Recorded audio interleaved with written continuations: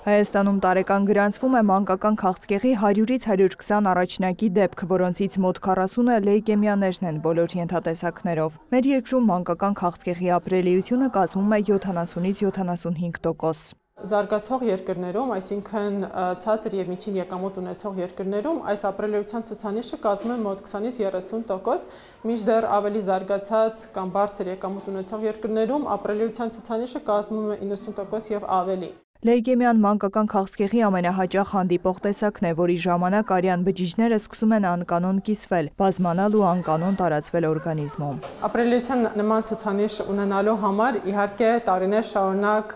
տարբեր կառույցներ, տարբեր մարդիկ ջանքեր են գործադրել, որպեսզի հասնենք այս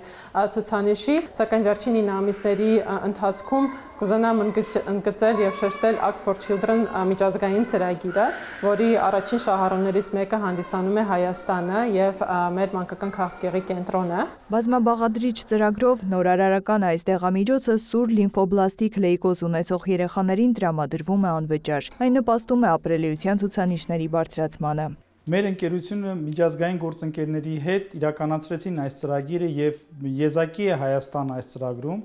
քանի որ տարածաշրջանում որևէ այլ երկիր չի ներգրաված այս ծրագրում։ Սա իհարկե մեծ ձեռքբերում է հայաստանյան առողջապահության համար եւ իհարկե առաջին հերթին մեր բալիկների համար։ Դեղամիջոց, որը ունի միջազգային ճանաչում, ընդունված է միջազգային ուղեցույցների կողմից։ Մատակարարվում է Յոլիան բժշկական կենտրոն հենց արտադրողից բոլոր լոգիստիկ ճանապարհները անցնելու ժամանակ խստագույնս պահպանվում է միջազգային բոլոր ստանդարտները։ Առաջիկայում փոքրիկների համար հասանելի կդառնա լեյկեմիայի բուժման նորագույն իմունոթերապևտիկ դեղամիջոցներից ևս մեկը, իսկ լեյկեմիաների վաղ հայտնաբերման համար անհրաժեշտ է ուշադիր լինել ախտանշաններին՝ ընդհանուր թուլություն, կապտուկներ, ցանավորում, գունատություն, ջերմություն եւ դրանց առկայության դեպքում շտապ դիմել մասնագետի։